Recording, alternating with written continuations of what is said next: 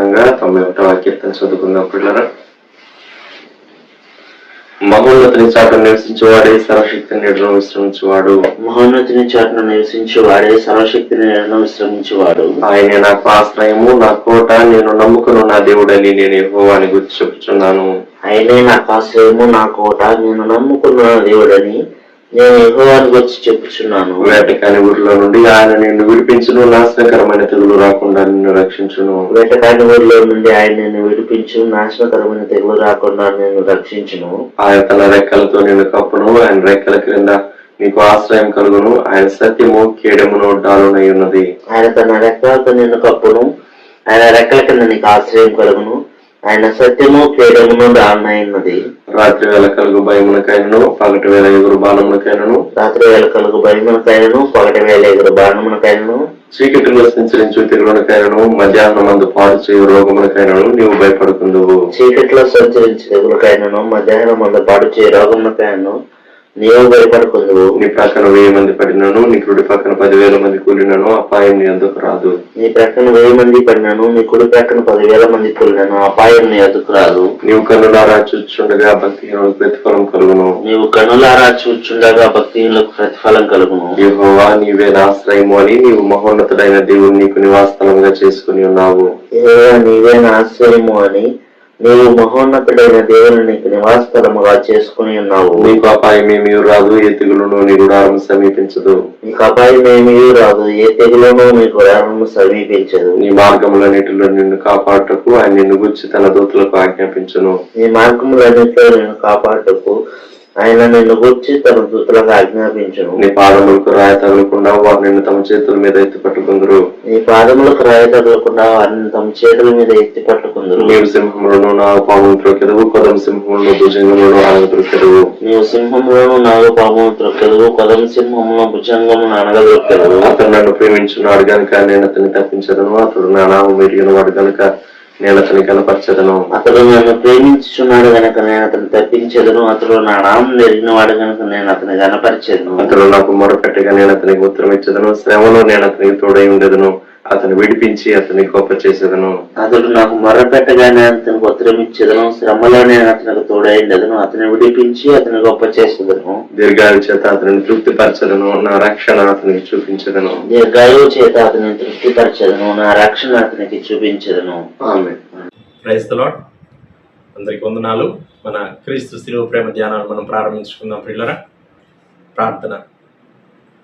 ప్రేమగల తండ్రి, పరిశుద్ధుడా, గొప్ప దేవ, మహోన్నతుడా యేసయ్య, మీ ఘనమైన నామానికి స్తుతులు స్తోత్రాలు వందనాలు చెల్లించుకుంటున్నాం. దేవా, మమ్మల్ని ప్రేమించి మాకు అనుగ్రహించినటువంటి మరొక నూతన దినం కొరకు స్తోత్రాలు వందనాలు చెల్లించుకుంటున్నాం నాయన. దేవా, మా తండ్రి శాశ్వతమైన ప్రేమతో మమ్మల్ని మీరు ప్రేమిస్తూ విడువక మా ఎడల కృప చూపుతున్న విధానం అంతటి కొరకు స్తోత్రాలు వందనాలు చెల్లించుకుంటున్నాం.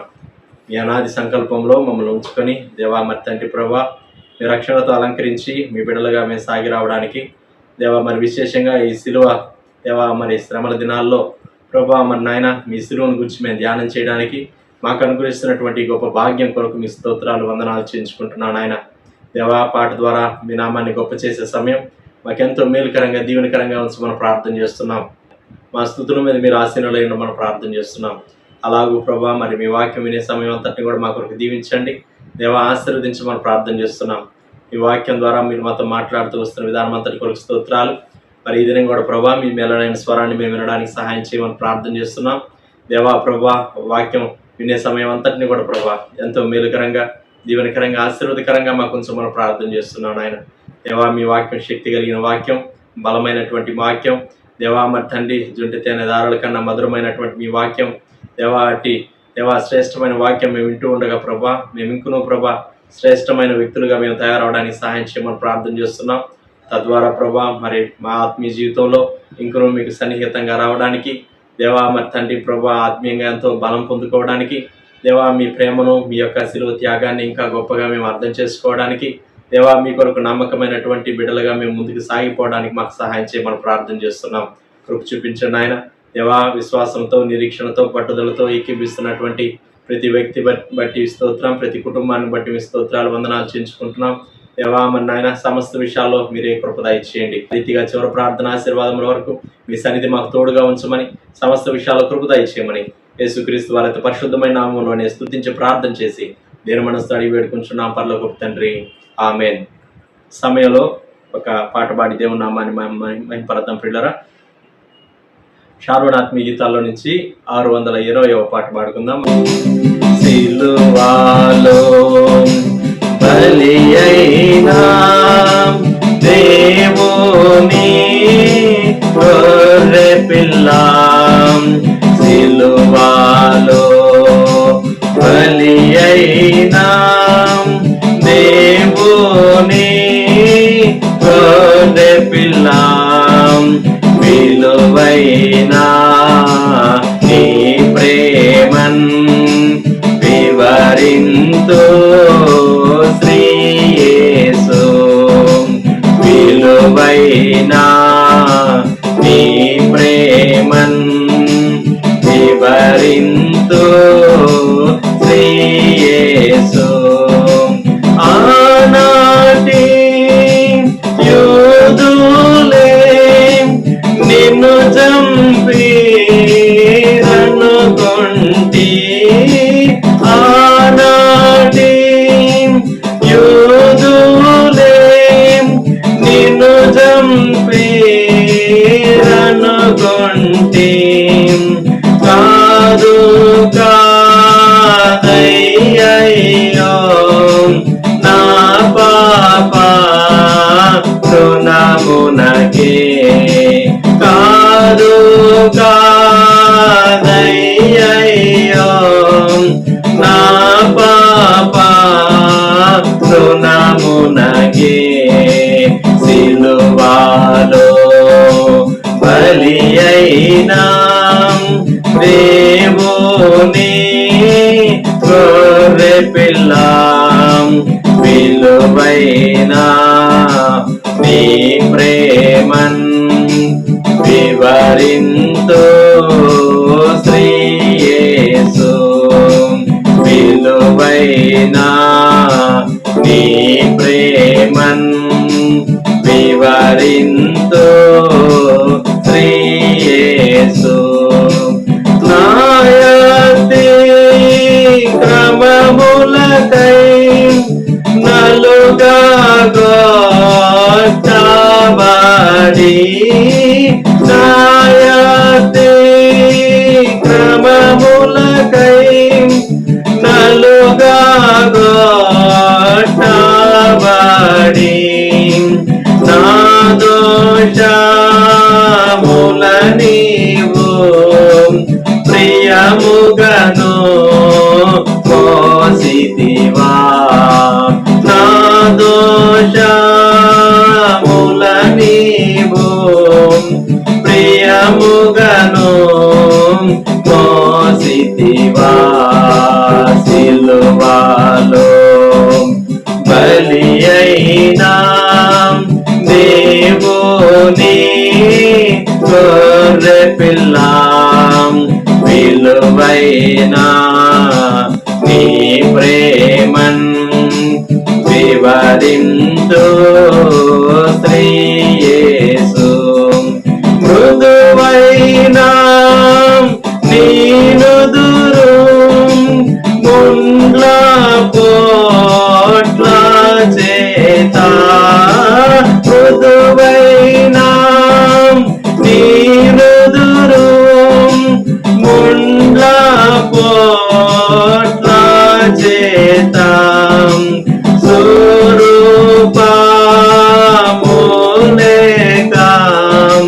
సోలిపోతివ ప్రియుడా, స్వరూపములేక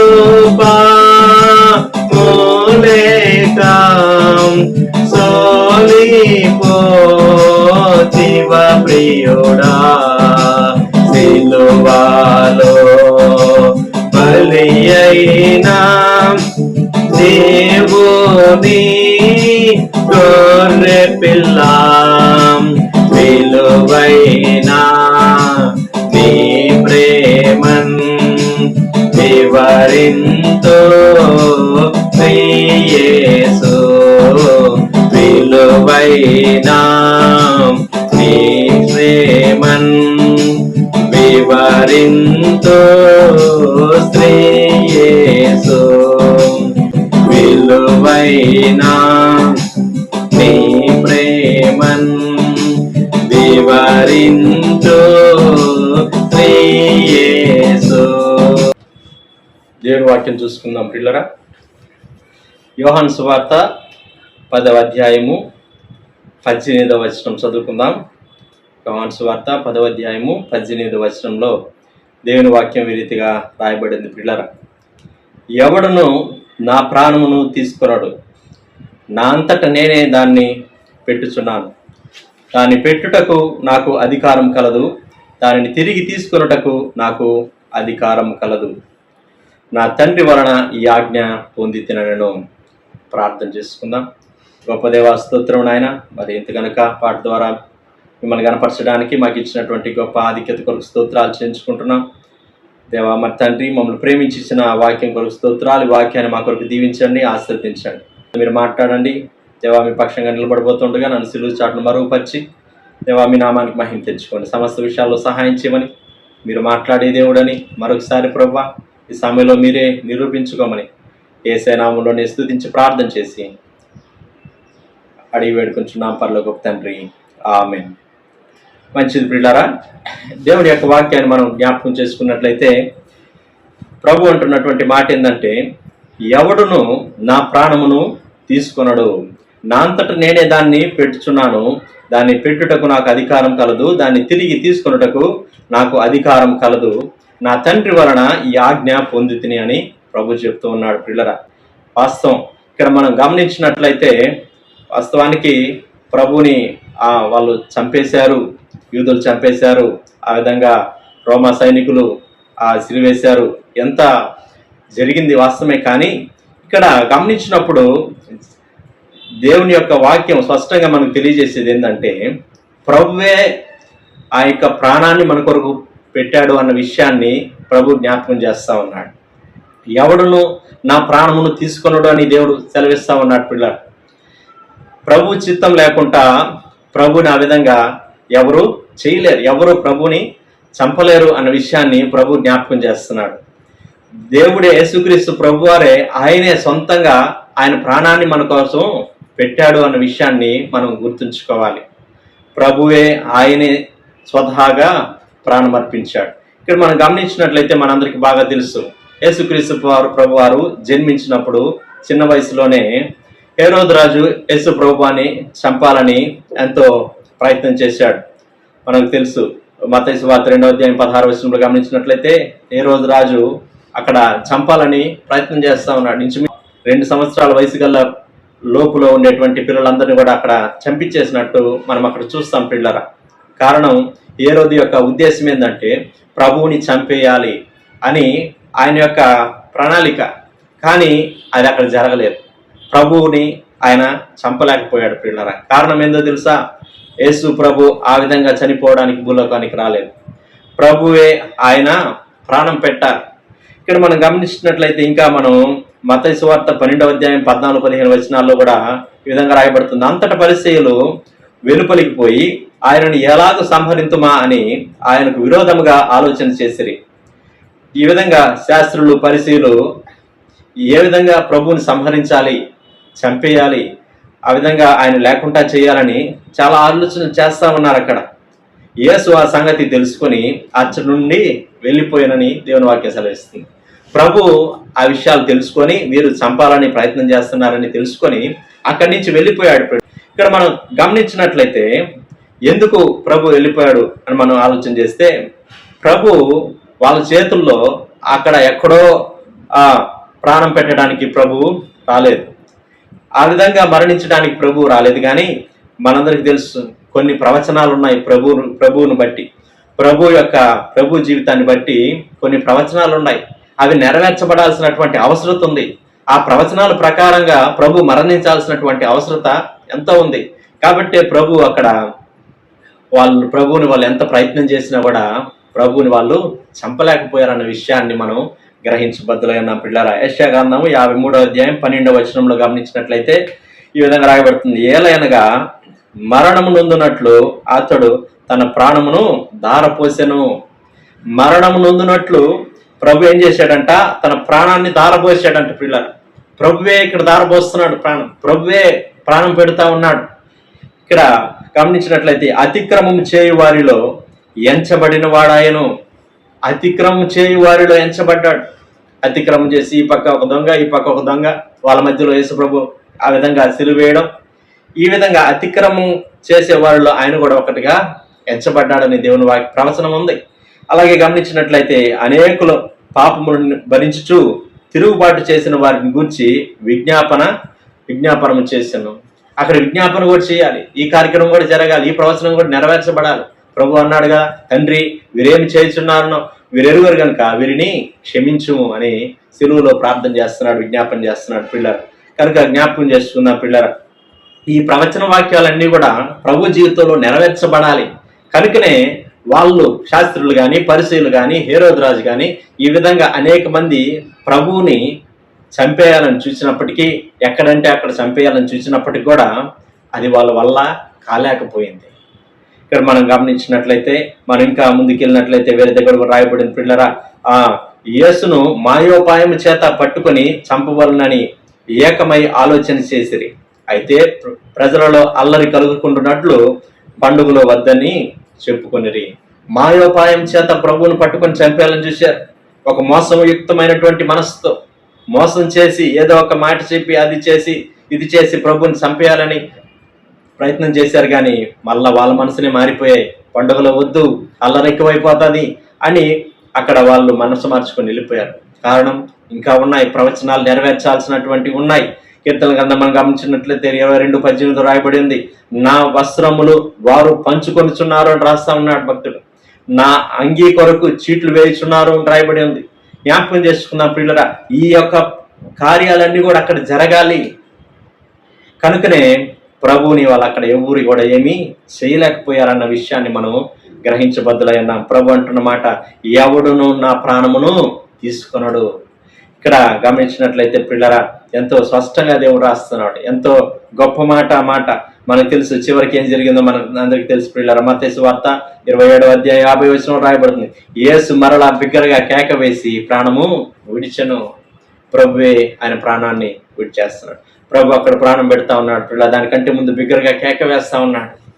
విజయోత్సవం అయినటువంటి కేక, జయోత్సవమైనటువంటి కేక, అపవాదిని ఓడించినటువంటి కేక ప్రభు.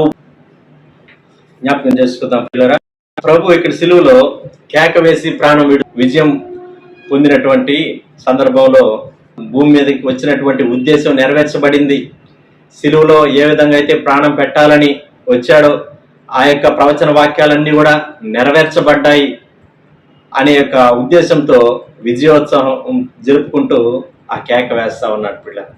కనుక మనం జ్ఞాపకం చేసుకుందాం, ప్రభు అన్న మాట, ఎవడును నా ప్రాణమును తీసుకొనడు, నా అంతట నేనే దాన్ని పెట్టుచున్నాను. ప్రభువే ఆయన కొరకు ప్రాణం పెట్టాడన్న విషయాన్ని మనం గ్రహించబద్దులై ఉన్నాం.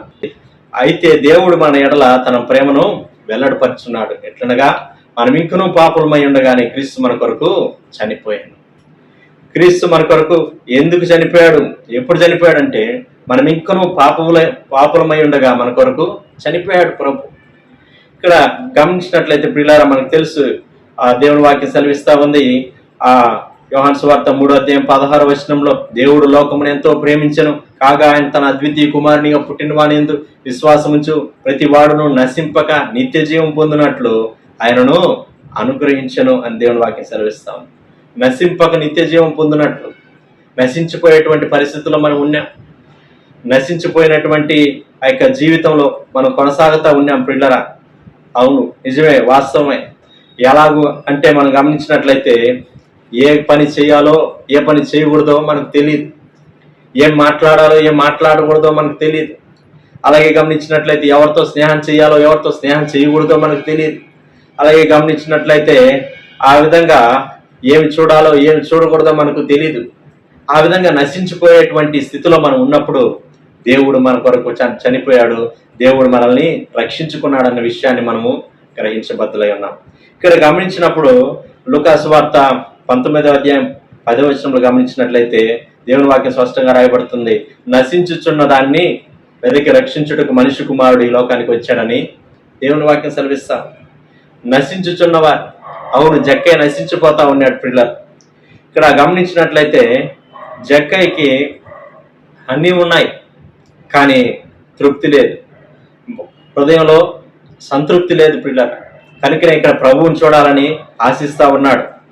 ఆయన ప్రభువుని చూడాలని ఆశించినప్పుడు అక్కడ మేడి చెట్టు ఎక్కి చూస్తూ ఉంటే ప్రభువే అక్కడికి వచ్చాడు. ప్రభువే అక్కడికి వచ్చి జక్కయ్య త్వరగా దిగుము, నేడు నేను నీ ఇంట ఉండవలసి ఉన్నదని ఆయన్ని చెప్పినప్పుడు వెంటనే ఆయన వాళ్ళ ఇంటికి తీసుకెళ్ళడం మనం చూస్తాం. జరిగిన సందర్భం మనందరికీ, నేను ఎవరి దగ్గర అయితే అన్యాయంగా తీసుకున్నానో వానికి 4 గంటలు మరలా చెల్లిస్తానని జక్కయ్య పశ్చాత్తాపడతా ఉన్నాడు. ఇక్కడ మనం గమనించినట్లయితే లూకా సువార్త 19:3-4 అంటున్నాడు, యేసు ఎవరో అని చూడగోరాడు. అలాగే గమనించినట్లయితే ప్రభు ఇక్కడ 8వ వచనంలో జక్కయ్య నిలువబడి, ఇదిగో ప్రభు నా ఆశీర్వాద సగం బీదరికి ఇచ్చున్నాను, నేను ఎవరి యొద్దనైనా అన్యాయం దేనినైనా తీసుకుని ఎడలా అతనికి 4 గంటలు మరలా చెల్లించునని ప్రభుతో చెప్పినందుకు యేసు, ఇతరుడున్న అబ్రహాం కుమారుడే, ఎందుకనగా నేడు ఇంటికి రక్షణ వచ్చి ఉన్నది. యేసు ప్రభు జక్కయ్యని రక్షించాలనుకున్నాడు. జక్కయ్య ఇంటికి వెళ్ళిన తర్వాత యోహాను సువార్త 1:1 రాయబడి ఉంటది, ఆదియందు వాక్యం ఉండెను, వాక్యం దేవుని యొద్ద, వాక్యమే దేవుడు అయి ఉండెను. దేవాది దేవుడు వాక్య రూపంలో ఇప్పుడు మన మధ్యలో ఉన్నాడు ప్రియులారా. ఇక్కడ మనం గమనించినట్లయితే వాక్య రూపంలో మీ కుటుంబాన్ని దేవుడు దర్శిస్తా ఉన్నాడు. మీ కుటుంబంలో ఉండేటువంటి యొక్క కార్యాన్ని ఆయన దేవాది దేవుడు నెరవేర్చడానికి ఇక్కడ జక్కయ్య ఇంటికి ప్రభు వెళ్ళాడంటే ఊరికినే వెళ్ళలేదు. ప్రభు ఆయనకు ఒక ఉద్దేశం ఉంది, ఇంటిని రక్షణతో అలంకరించాలి, ఇంటిలో ఆ గొప్ప సంతోషాన్ని తీసుకురావాలి అని ప్రభు ఉద్దేశించి అక్కడికి వెళ్ళాడు పిల్లలు. యేసు ప్రభు ఆయన ఊరికినే తన సమయాన్ని వృధా చేసుకునే దేవుడు కాదు, మన సమయాన్ని ఆయన వృధా చేసే దేవుడు కాదు. ఇక్కడ మనం గమనించినట్లయితే పిల్లరా, ఈరోజు దేవుని వాక్యాన్ని వినడానికి ఎంతో విశ్వాసంతో శ్రద్ధతో నీ సమయాన్ని వెచ్చిస్తున్నటువంటి నిన్ను ప్రభు చూస్తూ ఉన్నాడు. నీ కుటుంబంలోకి వాక్యం ద్వారా వస్తున్నటువంటి ప్రభు నీ ఒక ఉద్దేశంతో దేవుని మాటలు నీకు అందిస్తున్నాడు అన్న విషయాన్ని నువ్వు గ్రహించబద్దులై ఉన్నావు పిల్లరా. ఇక్కడ గమనించినట్లయితే జక్కయ్య ఏ విధంగా అయితే ఒక ఉద్దేశంతో ప్రభు వెళ్ళి రక్షించాడో ఆ రీతిగా దేవుడు మన జీవితంలో మన కుటుంబంలో కూడా ఆయన ఉద్దేశం నెరవేర్చడానికి ప్రభు ఇష్టపడతా ఉన్నాడు. జక్కయ్య చేసింది ఒకటే, నిలువబడి ప్రభువా అని చెప్పి పశ్చాత్తాపడుతూ ఉన్నాడు. ఏదైతే తనకు మనస్సాక్షికి ఆటంకపరుస్తుందో, తన మనస్సాక్షిని గుచ్చుతుందో దాన్ని తీసుకొని ప్రభు దగ్గర పెట్టేశాడు పిల్లరా. జ్ఞాపకం చేసుకుందాం పిల్లరా, ఈరోజు దేవుని యొక్క ఉద్దేశం మన కుటుంబం పట్ల ఉద్దేశం అది నెరవేర్చబడాలంటే ఏదైతే నీ మనస్సాక్షిని ఆటంకపరుస్తుందో, ఏదైతే నిన్ను ఆ విధంగా దేవుడు నీ ఆయాసపరిచేటువంటి కార్యం ఏదైతే నువ్వు పశ్చాత్తాపడి దాన్ని విడిచిపెట్టినట్లయితే దేవుడు అద్భుతంగా ఆయన ఉద్దేశం మన కుటుంబం పట్ల గొప్పగా నెరవేరుస్తాడన్న విషయాన్ని మనము గ్రహించబద్దులై ఉన్నాం పిల్లరా. మనకు తెలుసు యేసు ప్రభు అని నీ నోటితో ఒప్పుకొని దేవుడు ఆయన మృతుల్లో నుంచి లేపనని నీ హృదయమందు విశ్వాసం ఉంచిన ఎడల నీవు రక్షించబడతావని దేవుని వాక్యం సెలవిస్తుంది. దేవుడు ఆయన మృతుల్లో నుంచి లేపాడని నీ హృదయమందు విశ్వాసం ఉంచాలి. దేవుడు ఇక్కడ గమనించినట్లయితే పిల్లరా, సిలువను గురించినటువంటి కార్యం ఆయన మరణించి తిరిగి లేచాడు. ఇక్కడ గమనించినట్లయితే అద్భుతమైన దేవుని కృప ఈరోజు నీకు నాకు అనుగ్రహించాడు. ప్రభువునందు విశ్వాసం ఉంచుతా ఉన్నాం, మన కోసమే అని మనం కొట్టివేశాడన్న విషయాన్ని మనం గ్రహించబద్దులై ఉన్నాం. సిలువలో మన యొక్క అనారోగ్యం కొట్టివేయబడింది అన్న విషయాన్ని మనం గ్రహించాల్సినటువంటి వారంగా. అలాగే గమనించినట్లయితే ఆ యొక్క సిలువలో ఆ యొక్క మన జీవితంలో ఉండేటువంటి చీకటినంతా కూడా దేవుడు కొట్టివేశాడన్న విషయాన్ని మనం గ్రహించాల్సినటువంటి వారంగా ఉన్నాం. సిలువలో మన యొక్క దుఃఖం సంతోషంగా మార్చబడ్డాదన్న విషయాన్ని, మన యొక్క ఓటమి విజయంగా మార్చబడింది సిలువలోనే విషయాన్ని మనం గ్రహించబద్దులై ఉన్నాం పిల్లరా. తాను ఉపేక్షించుకొని తన సిలువను ఎత్తుకొని నన్ను వెంబడించాలి. సిలువ అంటే ఎత్తుకొని అనే ప్రార్థన చేయాలంటే భారంగా ఉంటది. వాక్యం చదవాలంటే, ఆ దేవుని మందిరానికి రావాలంటే, సమయానికి రావాలంటే తన సిలువను ఎత్తుకొని నన్ను వెంబడించాలి. జ్ఞాపకం చేసుకుందాం పిల్లరా. ప్రార్థనకి సమయం ఇస్తా ఉన్నామా? భారంగా ఉందని వదిలేస్తా ఉన్నామా? చాలా పనులన్నీ గుర్తొస్తా ఉంటాయి కదా. ఈ పనులన్నీ లేదా సరే ప్రార్థనలో కూర్చుందాం, ఏమైనా పని ఉందా, ఫస్ట్ పని చూసుకుందాం అనుకుంటా ఉంటారు. అలాగే దేవుని వాక్యం చదువుకోవాలంటే ఆ విధంగా ఎన్నో ఆలోచనలు చేస్తూ ఉంటారు. దేవుని వాక్యం వినాలన్నా కూడా ఏం పనులు లేవు కదా, అప్పుడు దేవుని వాక్యం విందాం, లేదంటే దేవుని వాక్యానికి సమయం ఇవ్వరు. జ్ఞాపకం చేసుకుందాం పిల్లరా, ఇక్కడ మనం గమనించినట్లయితే ఒక పాట పాడాలన్నా, దేవుని స్తుతించాలన్నా కూడా దేవుడు ఏదైనా మేలు చేశాడా మనకు అని ఆలోచిస్తూ ఉంటారు. దేవుడు ఏదైనా మేలు చేస్తుంటే అవును స్తుతిద్దాం, లేదంటే అవసరం లేదులే అని ఒక భారంగా భావిస్తూ ఉంటారు పిల్లరా. ఇక్కడ గమనించినప్పుడు దేవుని మందిరానికి వస్తూ ఉంటారు, సంతోషం. కానీ సమయానికి రావాలంటే, ఆ ప్రారంభంలో రావాలంటే చాలా భారంగా ఫీల్ అవుతూ ఉంటారు. కానీ ప్రభు అంటున్న మాట, తను తాను ఉపేక్షించుకొని తన సిలువనెత్తుకొని నన్ను వెంబడించాలి. భారం భారం భారం. జ్ఞాపకం చేసుకుందాం పిల్లరా, యేసు ప్రభు సెలవిస్తున్న మాట ఏంటంటే, ఆ సిలువలో మనకు శక్తి, రక్షించబడుతున్నటువంటి మనకు సిలువను గుర్చిన వార్త అది మనకు శక్తి అయి ఉన్నదని దేవుని వాక్యం సెలవిస్తాం. సిలువను జ్ఞాపకం చేసుకున్నప్పుడు, సిలువని దేవా నువ్వు నా కొరకు సిలువలో మరణించావు, సిలువలో ప్రాణం పెట్టావు అని నువ్వు దేవుని స్తుతించినప్పుడు నీకు శక్తి వస్తుంది అన్న విషయాన్ని నువ్వు గ్రహించబద్దలై ఉన్నావు. ఇక్కడ మనం గమనించినట్లయితే ఆ యొక్క యేసుక్రీస్తు ప్రభువారు సిలువలో ఈ విధంగా చేసినటువంటి త్యాగాన్ని బట్టి మనం స్తుతించాలి, స్తుతించబద్దలై ఉన్నాం. ఒకసారి ఇద్దరు వ్యక్తులు సిలువను మోస్తూ వెళ్తా ఉన్నారంట. పిల్లలు సిలువని మోస్తూ వెళ్తా ఉన్నారంట, మోసుకొని తీసుకెళ్తా ఉంటే ఒక వ్యక్తి అనుకున్నాడు, ఈ సిలువ మొత్తం ఎందుకు మోయడం, చివరిలో కొంచెం కట్ చేసేద్దాం, అయినా కూడా సిలువ లాగానే కదా ఉంటుంది ఇది అని చెప్పి కొంచెం తీసేస్తాడు. కొంచెం తీసేసిపోతే కొంచెం సులభంగా వెళ్తాడు, కొంచెం భారం తగ్గిపోతారు. అలాగే ఇంకొంచెం ముందుకు వెళ్తా ఉంటే ఈ వ్యక్తి కంటే ముందు ఈ వ్యక్తి వెళ్ళిపోతాడు, ఎవరైతే కట్ చేస్తాడో సిలువని ఆ వ్యక్తి వెళ్ళిపోతాడు. ఇంకొంచెం ముందుకెళ్తే ఇంకా ఆలోచించేసి ఇంకా కొద్దిగా తగ్గించేస్తాడు, దాన్ని తగ్గించేసి బాగా ఫాస్ట్గా వెళ్ళిపోతూ ఉంటాడు. కానీ ఇంకొక వ్యక్తి ఏమో ఉన్న సిలువని అలాగే మోసుకొని వెళ్తూ ఉంటాడు. పిల్లలు వెళ్తుంటే మధ్యలో ఒక పెద్ద అగాధం వస్తుంది, ఒక సన్న కాలువ లాంటిది అగాధం, దాంట్లో దిగి వెళ్ళలేరు. ఆ టైంలో ఈ వ్యక్తి పోయి ఎలా దాటాలా అని చెప్పి ఆల్రెడీ నిలబడిపోతాడు. కానీ వెనకొస్తున్నటువంటి వ్యక్తి, సిలువు ఉన్నట్టుగా మోసుకొని వెళ్తున్నటువంటి వ్యక్తి వచ్చి ఏం చేస్తాడంటే, ఈ సిలువనెత్తి అగాధం మీద పెట్టేస్తాడు, ఆ గుంట మీద పెట్టేస్తాడు. పెట్టి ఆ సిలువు మీద నుంచి నడిచి ఆ పక్కకి వెళ్ళిపోయి మళ్ళా సిలువుని ఎత్తుకొని వెళ్ళిపోతాడు. కానీ ఏ వ్యక్తి అయితే ఈ సిలువుని తగ్గించేస్తాడో, కట్ చేసేస్తాడో, ఈ వ్యక్తి కూడా సిలువుని పెట్టడానికి చూస్తాడు కానీ సరిపోదు. ఎందుకంటే ఈ వ్యక్తి తన యొక్క సిలువని కట్ చేసేసాడు, పెద్ద సిలువని తగ్గించేశాడు, భారం నాకు వద్దనుకున్నాడు. కాబట్టి అక్కడ ఆ అవసరత వచ్చినప్పుడు, ఒక కష్టమైన పరిస్థితి వచ్చినప్పుడు ఆ సిలువ అక్కడ ఉపయోగపడలేదు. పిల్లలు జ్ఞాపకం చేసుకుందాం.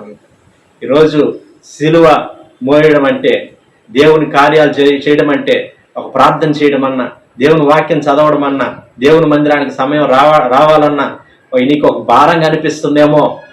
ఈ భారాన్ని నువ్వు భరించినట్లయితే, నువ్వు కొంచెం సహించి దేవునికి సమయం ఇవ్వగలిగినట్లయితే, అద్భుతంగా ఒక కష్టమైన పరిస్థితి వచ్చినప్పుడు, ఒక క్లిష్టమైనటువంటి పరిస్థితి వచ్చినప్పుడు అద్భుతమైనటువంటి సమయోచితమైన సహాయం దేవుడు నీకు అందిస్తాడన్న విషయం, అన్న ఆ మాట ఎంతో సత్యమైందన్న విషయాన్ని మనం గ్రహించాలి.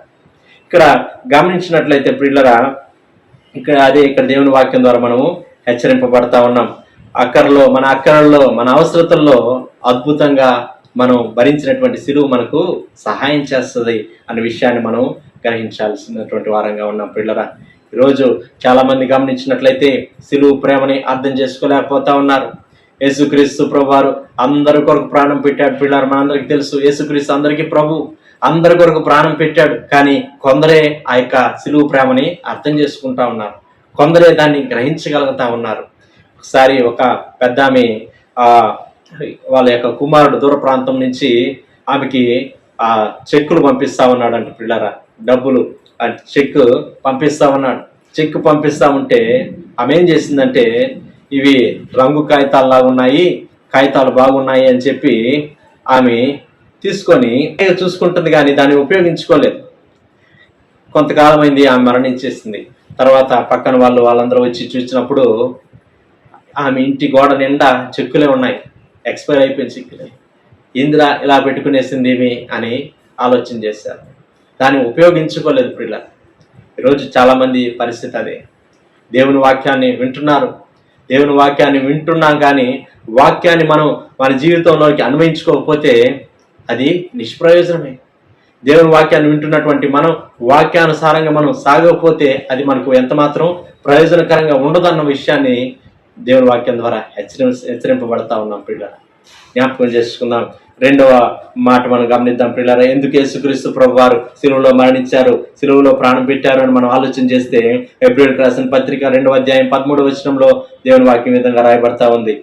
కాబట్టి ఆ పిల్లలు రక్త మాంసములు గలవారైనందున ఆ ప్రకారమే మరణము యొక్క బలము గలవారిని, అనగా అపవాదిని మరణము ద్వారా నశింపజేయుటకు అని రాయబడతాం. అపవాదిని నశింపజేయుటకు ప్రభు సిలువలో ప్రాణం పెట్టారు. మరణము ద్వారా నశింపజేయడానికి, అపవాది యొక్క బలమంతటిని, అపవాది యొక్క బలము గలవారిని, అపవాదిని మరణం ద్వారా నశింపజేయడానికి. జ్ఞాపకం చేసుకుందాం పిల్లలు, అపవాది యొక్క బలాన్ని నశింపజేయడానికి, అపవాదిని నశింపజేయడానికి ప్రభు సిలువలో ప్రాణం పెట్టాడన్న విషయాన్ని మనం గ్రహించబద్దులైనాం. దేవాది దేవుడు ఆ విధంగా అపవాది శక్తి అంతటిని కూడా జయించేశాడన్న విషయాన్ని జ్ఞాపకం చేసుకోవాలి. ఇప్పుడు మనం గమనించినట్లయితే పిల్లరా, యోహాను రాసిన మొదటి పత్రిక 3వ అధ్యాయం 8వ వచనంలో గమనించినట్లయితే అపవాది యొక్క క్రియలు లయపరచుడికే దేవుడు కుమారుడు ప్రత్యక్షమైన రాయబడతాము.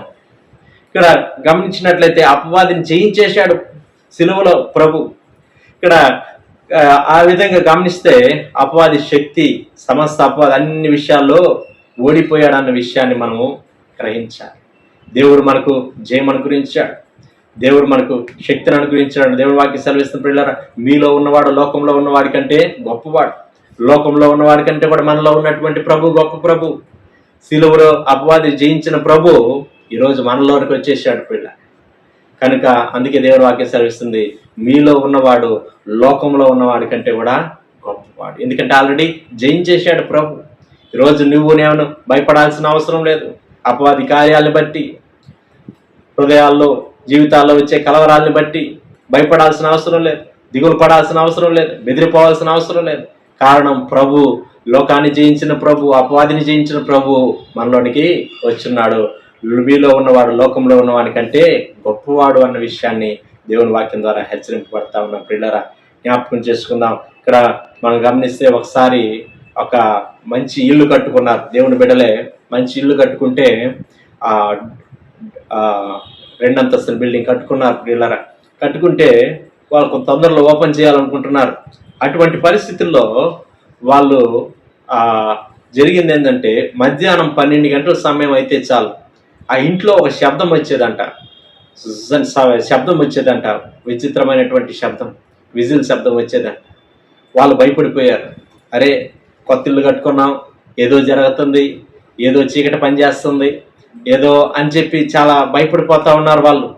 సరే, ఏదేమైనప్పటికీ పాస్టర్ గారు ఉన్నారు కదా, ప్రార్థన చేపిద్దాం అని చెప్పి పాస్టర్ గారికి చెప్తే పాస్టర్ గారు వెళ్తే అప్పుడు కూడా అదే సమయానికి శబ్దం వస్తూ ఉందంట 12 గంటలకి. సరే అని చెప్పి ఆ పాస్టర్ గారు ఆ ఇంటి చుట్టూ తిరిగి పైన బాల్కనీలో తిరిగి ప్రార్థన చేద్దామని చెప్పి తిరుగుతూ ఉంటే ఒక దగ్గరకు వచ్చే లోపల శబ్దం ఆగిపోతుందంట. ఒక దగ్గరకు వచ్చే లోపల శబ్దం ఆగిపోతాం. సరే ఏంది అని ఆరాధించి చూస్తే ముందుకు పోతే శబ్దం వస్తుంది, అలాగే ఉంటే ఆగిపోతుంది. ఆ పర్టికులర్ స్థలంలో ఏదో ఉంది అని అర్థమైపోయింది పిల్లలు. ఏంది అని మనం తర్వాత ఆలోచన చేసి చూస్తే వాళ్ళు అక్కడ పెట్టినటువంటి కన్స్ట్రక్షన్లో పెట్టినటువంటి ఆ యొక్క డిజైన్ కొరకు పెట్టినటువంటి ఆ చెక్కలకి ఏదో రంధ్రం ఉందంట. ఆ రంధ్రంలో 12 గంటల సమయంలో, ఎందుకంటే అక్కడ గాలి మారుతూ ఉందంట. గాలి, తూర్పు గాలి, పడమటి గాలి మారుతుంటాయి కదా కాలాల్లో. ఆ విధంగా గాలి మారినప్పుడు దాంట్లో ఆ రంధ్రంలోనికి వెళ్ళి ఆ రంధ్రంలోని శబ్దం వస్తుందంట పిల్ల. అది దాన్ని సింపుల్గా దాన్ని పూర్తి చేస్తే ఆ శబ్దం ఆగిపోయింది.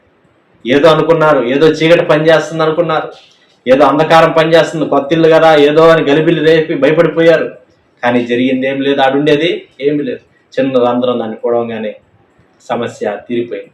జ్ఞాపకం చేసుకుందాం పిల్లరా. ప్రభు దేవుని వాక్యం సెలవిస్తుంది, ఆయన ఆ యొక్క అపవాదిని జయించడానికి ప్రాణం పెట్టాడన్న విషయాన్ని దేవుని వాక్యం సెలవిస్తాను పిల్లరా. కనుక మనం దేవుని వాక్యం ద్వారా హెచ్చరింపబడతా ఉన్నాం. అంటున్నాడు రోమియోలకు రాసిన పత్రిక 16:20 అంటున్నాడు, సమాధానకర్త యొక్క దేవుడు సాతాను మీ కాళ్ళ కింద శీఘ్రముగా చితకు తొక్కించును అంటా ఉన్నాడు. దేవుడు అధికారం మనకు కూడా అనుగ్రహించాడు.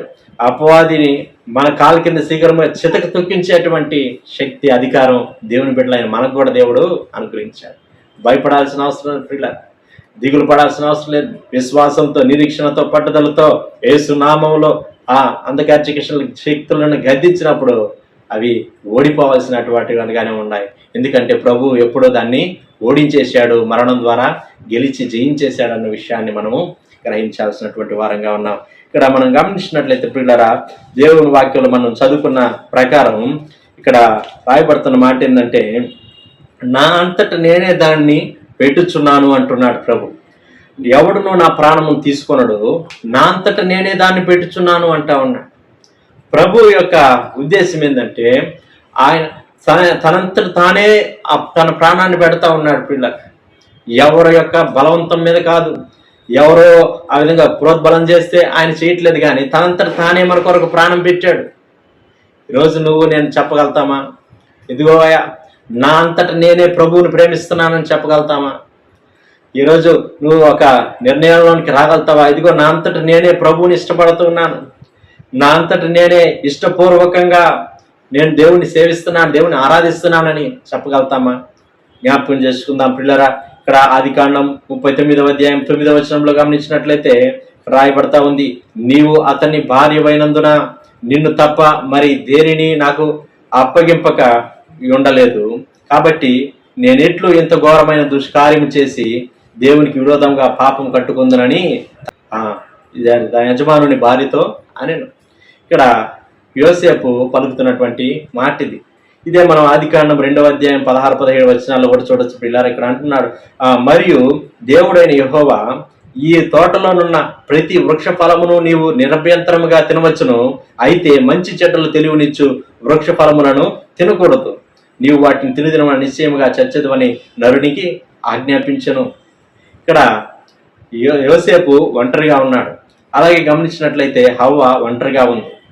ఇక్కడ వ్యక్తులు ఒంటరిగా ఉన్నప్పుడు అపవాది వారిని శోధిస్తూ ఉంది పిల్లరా.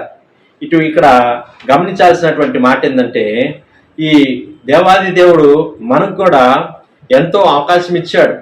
ఈ యొక్క లోకంలో అనేకమైన వాటిని చూడడానికి, అనేకమైన వాటిని అలాగే తినడానికి, అనేకమైన వాటిని తాగడానికి, అలాగే గమనించినట్లయితే ఆ అనేకమైన వాటిలో మనం ఆనందించడానికి దేవుడు ఎంతో ఇచ్చాడు. కానీ కొన్ని వాటిని దేవుడు ఏం చేయొద్దు అన్నాడంటే, తినకూడదు కొన్ని అన్నాడు, ముట్టకూడదు కొన్ని అన్నాడు, వాటిని చూడకూడదు కొన్ని అన్నాడు.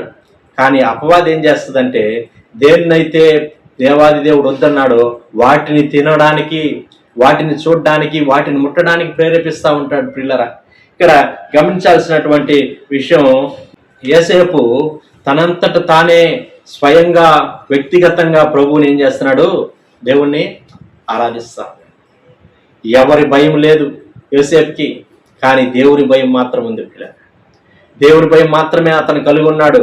కనుక ఆయన స్వతహాగా దేవుణ్ణి ప్రేమిస్తున్నాడు కాబట్టి ఆ శోధనని ఆయన జయించగలుగుతా ఉన్నాడు. ఈరోజు మనం కనుక గమనించినట్లయితే పిల్లరా, ప్రతి ఒక్కరు జ్ఞాపకం చేసుకోవాల్సినటువంటి విషయం, ఎప్పుడైతే మనం స్వతహాగా ప్రభువుని ప్రేమించడం మనం ప్రారంభిస్తామో ప్రతి ఒక్క శోధనని జయించడానికి దేవుడు మనకు సహాయం చేస్తాడు. చాలామంది చూసినట్లయితే అమ్మ కోసం చర్చికి వస్తుంటారు, లేదంటే నాయన కోసం చర్చికి వస్తుంటారు, లేదంటే బిడ్డల కోసం చర్చికి వస్తూ ఉంటారు. ఈ విధంగా ఎవరో ఒకరి భయం చేత దేవుణ్ణి ప్రేమించడం జరుగుతూ ఉంటుంది పిల్లరా. కానీ ఎప్పుడైతే స్వతహాగా ఒక వ్యక్తి దేవుణ్ణి ప్రేమించడం ప్రారంభిస్తాడో ఆ వ్యక్తి జయించలేనటువంటి శోధన అంటూ ఏది ఉండదు. ప్రతిదీ దాన్ని జయించేస్తాడు. అతను భయపడాల్సినటువంటి పరిస్థితి ఎక్కడా ఉండదు. అన్ని విషయాల్లో జయము అనుగ్రహించబడుతుందన్న విషయాన్ని మనం గ్రహించబద్దులైన పిల్లలు. ఒకసారి ఒక తల్లి ఏం చేసిందంటే, బిడ్డకి పరీక్ష పెట్టిందంట. కుమారుడా, ఇదిగో నేను బయటికి వస్తాను, నువ్వు నా మాట ఎంత మాత్రం వింటావో చూద్దాము, నువ్వు నా మాట విన్నట్లయితే నీకు మంచి బహుమానం ఇస్తానని చెప్పేసి తల్లి బయటికి వెళ్ళిందంట పిల్లరా. డైనింగ్ టేబుల్ మీద అన్ని పెట్టిందంట, తినే వస్తువులు పెట్టింది, ఆడుకునే వస్తువులు పెట్టింది, అన్ని పెట్టి డైనింగ్ టేబుల్ మధ్యలో ఒక గిన్నె పెట్టి, ఆ గిన్నె మీద మూత పెట్టి, ఈ మూత మాత్రం నీ తీయద్దయా నాయన అని చెప్పి బయట ఇచ్చిందంట. నువ్వు వాళ్ళు దాన్ని తీకుంటుంటే నీకు మంచి బహుమానం ఇస్తుందని చెప్పిందంట పిల్లరా. ఆమె వెళ్ళి వచ్చే లోపల ఈ వ్యక్తికి అంతా చూశాడు, అంతా ఆడుకున్నాడు, అంతా చేశాడు, కానీ దాంట్లో ఏమున్నది అనేది ఒక ఆరాటం, ఒక ఆశ, ఏదో ఉంది దాంట్లో, ఏదో ఉంది అని. అటువంటి పరిస్థితుల్లో సరే నేను చూస్తే ఏముందిలే, చూసింది మమ్మీకి తెలియదు కదా అని చెప్పేసి ఆ వ్యక్తి ఆ ప్లేట్ని తీస్తాడు పిల్లరా. తీయంగానే ఏం జరుగుతుందంటే దాంట్లో ఉండే ఒక పక్షి ఎగిరెళ్ళిపోతుంది, చిన్న పక్షి, చిన్న పిట్ట ఎగిరెళ్ళిపోతుంది. అంతే, ఇంకా దాన్ని పట్టుకోలేకపోతాడు.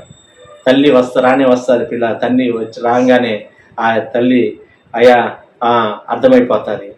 ఆ వ్యక్తి అనుకున్నాడు చూస్తే తప్పులేదులే, ఏం కాదులే అనుకున్నాడు పిల్లరా. కానీ వెంటనే అక్కడ ఓడిపోవడం మనం చూస్తాం, బహుమానం కోల్పోవడం మనం చూస్తాం పిల్లరా. జ్ఞాపకం చేసుకుందాం, దేవుడు నీకు వచ్చేటువంటి శోధన నువ్వు ఒక పరీక్ష అని దానికి అనుకున్నట్లయితే, దేవుడు దీన్ని నాకు ఒక పరీక్షగా ఇస్తున్నాడని నువ్వు అనుకొని నీకు వచ్చే ప్రతి శ్రమని, శోధన నువ్వు గాన ధైర్యంగా విశ్వాసంతో ఎదుర్కోగలిగితే దేవుడు దాన్ని నీకు ఒక బహుమానంగా మారుస్తాడన్న విషయాన్ని నువ్వు జ్ఞాపకం చేసుకోవాలి. ఒక బహుమానంగా దేవుడు నీకు మారుస్తాడు. యోసేపు శోధన శ్రమ వచ్చింది, ఇది ఈ యొక్క పరీక్ష దేని నేను నెరవేరుస్తానని ఎప్పుడైతే తీర్మానం చేసుకుని అద్భుతంగా దేవుడి కొరకు నిలబడ్డాడో, అద్భుతంగా ఆశీర్వదించబడ్డాడు పిల్ల. ఎంతగా దీవించబడ్డాడో మనందరికీ బాగా తెలుసు పిల్ల. ఈ రీతిగా జ్ఞాపకం చేసుకున్నట్లయితే ఇక్కడ ప్రభు అంటున్నటువంటి మాట, నా అంతట నేనే దాన్ని పెట్టుచున్నాను. ఈరోజు మనం కనుక నా అంతట నేనే ప్రభు నేను నిన్ను ప్రేమిస్తున్నానయ్యా అని నేను చెప్పగలిగితే అది మనకి ఎంతో ఆశీర్వాదకరము, దీవెనకరం అన్న విషయాన్ని మనం జ్ఞాపకం చేసుకోబద్దలైన పిల్లరా. అంత మాత్రమే కాకుండా ఇక్కడ గమనించినట్లయితే ప్రభు అన్న మాట, ఎవడును నా ప్రాణమును తీసుకొనడు అంటా ఉన్నాడు. ఎవడును నా ప్రాణమును తీసుకోడు, ఎవరికి అధికారం లేదంటా ఉన్నాడు పిల్లరా. ఈరోజు నువ్వు నేను చెప్పగలుగుతామా? ఎవడు నా యొక్క ఆత్మీయ జీవితాన్ని తీసివేయలేడు, నా ఆత్మీయ జీవితాన్ని ఎవరు డిస్టర్బ్ చేయలేరు అని చెప్పగలిగితే అది ఎంత సంతోషమో దేవునికి కదా. ఇక్కడ మనకు తెలుసు, రోమిలకు రాసిన పత్రిక 8వ అధ్యాయంలో గమనించినట్లయితే 35-37 వచనాలు అంటున్నాడు, క్రీస్తు ప్రేమ నుంచి మనల్ని ఎడబాపు వాడు ఎవడు? శ్రమ అయినను, బాధ అయినను, హింస అయినను, కరువైనను, వస్త్రహీనత అయినను, ఉపద్రవమైనను, ఖడ్గమైనను మనలను ఎడబాపున అంటా ఉన్నాడు. ఇవన్నీ పరిస్థితులు కూడా క్రీస్తు ప్రేమ నుంచి మనల్ని నన్ను వేరు చేయలేని అంటా ఉన్నాడు పౌలు గారు. ఈరోజు మనం చెప్పగలుగుతామా? ఆ యొక్క ఆత్మీయ జీవితాన్ని ఎవరు డిస్టర్బ్ చేయలేరు, తీసివేయలేరు అని చెప్పగలిగితే అది ఎంతో సంతోషం. నీ ఆత్మీయ జీవితంలో నువ్వు ఒక మంచి ఆశయం కలిగి నువ్వు ముందుకెళ్ళగలిగితే అది ఎంతో సంతోషం. ప్రభు అంటున్నాడు, ఎవడును నా ప్రాణమును తీసివేయలేడు అంటా ఉన్నాడు పిల్లరా. యోబు జీవితాన్ని మనం పరిశీలన చేస్తే మనకు అర్థమవుతా ఉంది. అతనికి ఎంతో ఆస్తి పోయింది మొదట్లో, కానీ ప్రభు ఆయన అంటున్నాడు, యెహోవా ఇచ్చెను యెహోవా తీసుకొని పోయిన, యెహోవా నామమునకు స్తుతి కలుగును గాక అంటున్నాడు. అలాగే గమనించినట్లయితే ఆ యొక్క ఆరోగ్యం పోయింది ప్రియులరా. అప్పుడు కూడా ఆయన అంటున్నటువంటి మాట, దేవుని వల్ల మేలు మాత్రం అడుగుతూ మా కీడు అనుకుంప తగదా అంటా ఉన్నట్లు. అది ఏది కూడా తనలో ఉండేటువంటి ఆత్మీయ జీవితాన్ని తీసివేయలేకపోయింది. భార్య వచ్చి శోధిస్తుంది, అయ్యా ఏంది నువ్వు యథార్థతను వదలకుంటా ఉండవు అని భార్య వచ్చి శోధిస్తా ఉంది, దేవుని దూషించి మరణము కమ్మంటుంది. కానీ ఆయన చేయలేదు పిల్లారా. మనందరికీ తెలుసు, ఆ యొక్క ఆత్మీయ జీవితంలో అలా కొనసాగిపోయాడు. అద్భుతంగా రెండంతలుగా దీవించబడ్డాడు, రెండంతలుగా ఆశీర్వదించబడ్డాడు. జ్ఞాపకం చేసుకుందాం పిల్లరా. ఈరోజు మనం దృఢమైన విశ్వాసంతో మనం ముందుకు సాగిపోగలిగితే అది ఎంతో సంతోషం. దానియేలు గ్రంథం మనకి తెలియదు 1వ అధ్యాయం 8వ వచనంలో గమనిస్తే, షద్రక్ మేషక్ అబేద్నెగో దానియేలు వీరందరూ ఆహార విషయంలో వాళ్ళు దేవుడి నుంచి దూరం అవ్వలేకపోయారు. వాళ్ళు దేవుడితో ఉండగలిగాడు. ఆహారం వారిని దేవుడి నుంచి దూరం చేయలేకపోయింది అన్న విషయాన్ని మనం గ్రహించబద్దులై ఉన్నాం. అలాగే గమనించినట్లయితే ఆ యొక్క సింహాల గుహలో వేయబడ్డాడు దానియేలు. వారి యొక్క ప్రార్థనా జీవితాన్ని ఆపలేకపోయింది. సింహాలు కూడా అక్కడ ఏం చేయలేకపోవడం మనం చూస్తాం. ఇక్కడ మనం గమనించినట్లయితే దానియేలుకు ఉండేటువంటి తీర్మానం, ఆత్మీయ జీవితాన్ని ఎవరు కదిలించలేరు. జ్ఞాపకం చేసుకుందాం పిల్లరా. ఈరోజు ఆ యొక్క నువ్వు చెప్పగలుగుతావా? నా ప్రార్థనా జీవితాన్ని ఎవరు ఆపలేరయ్యా. నేను ఆరాధన జీవితాన్ని ఎవరు ఆపలేరు, నా దగ్గర నుంచి ఎవరు తీలేరు. అలాగే గమనించినట్లయితే నా యొక్క శ్రమ, నాకు వచ్చేటువంటి పరీక్ష, నాకు యొక్క కష్టాలు, నాకు వచ్చేటువంటి ఇబ్బందులు ఇవన్నీ కూడా దేవుడి నుంచి నన్ను దూరం చేయలేవు. నేను దేవుళ్ళని సాగిపోతానని చెప్పగలవా? జ్ఞాపకం చేసుకుందాం. ఇటువంటి తీర్మానంలో మనం సాగిపోగలిగినట్లయితే అది మనకి ఎంత సంతోషము, దేవుని నామానికి మహిమ. కనుక మనం జ్ఞాపకం చేసుకుందాం ప్రియులరా.